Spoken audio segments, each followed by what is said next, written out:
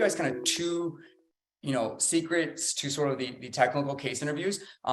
Everything that they said, do what they said, but also in addition to that,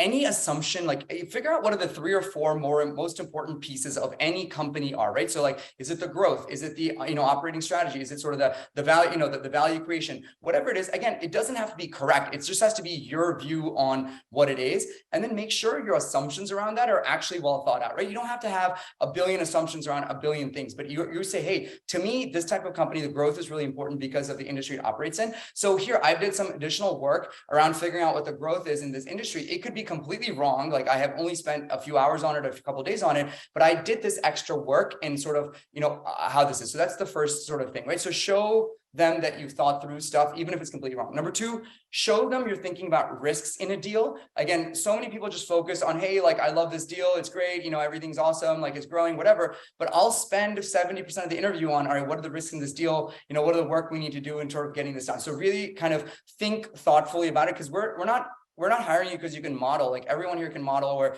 we can teach you how to model, but we're really hiring you on your judgment. And the third thing is there's going to be questions you don't know. Like you don't, things they ask you, and we'll spend 50% of the time asking you things you don't know, but give us a plan of action on how you would figure that out. Hey, what do you think growth rate's going to be in this industry? Don't you think it's going to be low because of this? You're like, hey, I'm not sure, but maybe I do a bunch of customer calls to figure out, where they're kind of headed in terms of this, right? So giving them like what you would do to answer that question, even if you haven't done it yet, really important. So again, I just want to kind of make sure everyone here, you're going to be seeing case studies over the next few weeks and months on this stuff. So you're not going to know all the answers, and it's just figuring out kind of where to spend time on it and how to kind of overcome that.